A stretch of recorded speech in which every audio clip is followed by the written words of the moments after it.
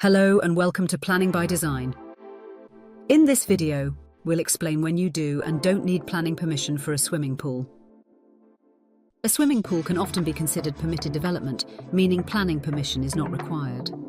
However, there are some important caveats, so stick around until the end of this video to avoid falling foul of the most common permitted development mistakes. Only houses have permitted development rights, but not all houses have permitted development rights. Flats, maisonettes and commercial properties always need planning permission. Planning constraints such as conservation areas, listed buildings, World Heritage sites, areas of outstanding natural beauty, Article 4 directions, or even living under a flight path may limit or remove your permitted development rights. Any previous developments, even by a previous owner a long time ago, may have used some or all of your permitted development rights, meaning planning permission is required. Planning policies are also ever-changing. Even if your swimming pool is permitted development today, the council can impose new planning constraints that remove your permitted development rights at any time in the future. This could result in a breach of planning and risk enforcement action. If an enforcement notice is issued and retrospective planning permission is refused, you would need to demolish the swimming pool and restore the property back to its original state. If your house has permitted development rights and there are no hidden constraints that removed your PD rights, your swimming pool may not need planning permission if it meets all of the following. The swimming pool must be located within the curtilage of your property, or in other words, the garden. It must not be built in the front garden or in a position where it significantly alters the appearance of the property from the street.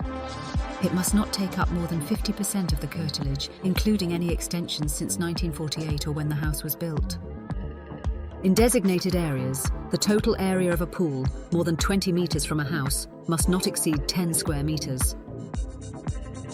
The pool should be for private use, not for commercial purposes. No major engineering work should be required to construct the pool, such as extensive excavations or significant alterations to ground levels. You may need to ensure that water disposal doesn't affect neighbours or the local environment.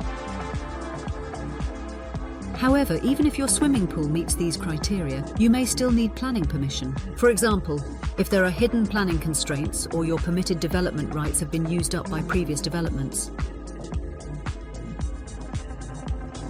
It is important to note that 20% of our planning applications are retrospective, and 99% of these were sure they didn't need planning permission, but got it wrong.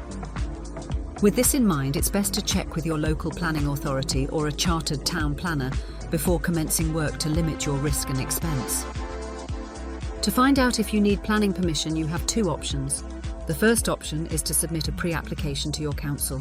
This requires architectural drawings showing the property before and after the works, along with a detailed proposal explaining your plans and how they meet the relevant planning policies. A pre-app costs up to £600 and typically takes 5 to 8 weeks for a response, though it's not a legal determination and doesn't guarantee approval. Alternatively, our town planners can provide a planning appraisal. We check the same planning policies, planning history and planning constraints as the council, but without the need for architectural drawings or a detailed proposal. The advantage of a planning appraisal is you'll get the answers you need within a day instead of waiting weeks. For anything likely to be considered permitted development, it is always recommended to obtain a lawful development certificate before commencing any works. A lawful development certificate is the only way to prove that your development is permitted development and does not need planning permission. It is also often required when selling or remortgaging your property to prove to buyers or lenders that all modifications are lawful. Without planning permission or a lawful development certificate, your swimming pool may not increase the value of your property. By securing a lawful development certificate, you're investing in both the future security and potential value of your property.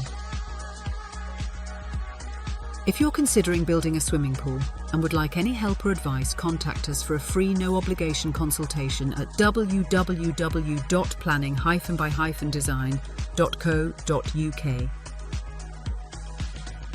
Thanks for watching. We hope this video on when you do and don't need planning permission for a swimming pool has been enlightening for you. If you found this video helpful, don't forget to give it a thumbs up Subscribe to our channel for more insightful content and hit that notification bell to stay updated on our upcoming videos. We value your thoughts and questions, so feel free to share them in the comments below. Your feedback drives us to create more content tailored to your needs. Thanks for watching, and until next time, happy developing!